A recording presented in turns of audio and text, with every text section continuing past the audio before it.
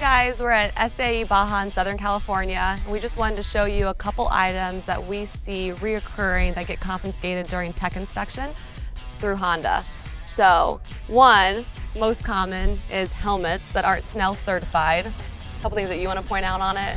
So the biggest thing we're looking for is, per the rules, we're looking for SNELL 2010 or 2015 labels. A lot of people get confused. They look in the back of the helmet and they'll see SNELL approved or DOT approved or FMVSS approved. The biggest thing is we look for is the SNELL approval. For a helmet manufacturer to get SNELL approval, they must go through some rigorous testing, and they submit that test result to SNELL. As part of that test result, they buy a holographic sticker, which is what we have shown in the rules, and that sticker is placed inside the helmet. So when you come to tech, a lot of times you'll see us pull the helmet apart, and what we're looking for is inside the helmet area, we're trying to find that 2015 or 2010 SNELL sticker, and it's a holographic sticker. It's got a barcode on it. It's got a number on it that correlates back to SNELL to know that this helmet manufacturer has the SNELL approval and has paid for that approval from SNELL. That's how we can guarantee that the helmet is a top class helmet and meets our safety regulations. And then probably the other most common item that we end up confiscating would be the neck braces. So what we're looking for here, and we work closely with SFI, we're in communication with them year-round to make sure that we understand their latest regulations, how parts are manufactured. And actually in recent years we've been working with some of the manufacturers because SFI has been changing the way they label their products. We do have date codes and things that we work with, and the reason we do that is we want to make sure that the items you're bringing are in top condition. They're not old, worn out, mud encrusted where they won't perform like they're supposed to if they're needed. Currently, SFI, for about 2 years ago, they changed their regulation of how they mark the manufacturing date. They're changing it again, but currently, in this example here, you can see where this part was made in September of 2013. So this part is too old. We only look for items that were within the last 2 years. We get a lot of items. This one here, this is an example of a Simpson neck brace, which actually it doesn't meet the SFI ratings.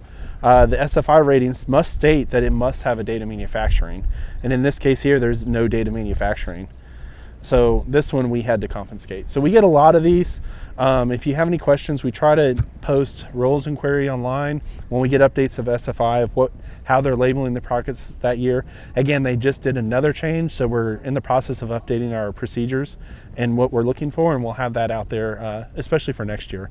The product's coming out starting in January and February of this year. Again, they've changed the manufacturing, and as I said, we are in constant communication with the SFI Regulation Committee to make sure that we are following their regulations.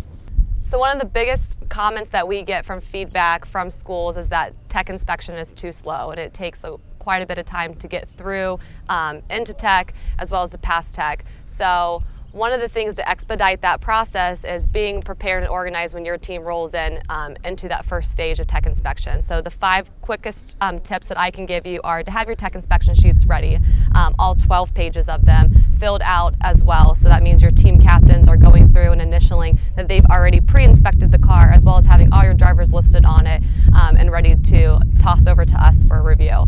In addition, having all your drivers present so they can get their driver wristbands, having helmets ready so they can be inspected, in addition to having your weld samples so that we can look at those before you roll into frame inspection. This is just another quick thing that you can look at to help expedite your process through tech inspection.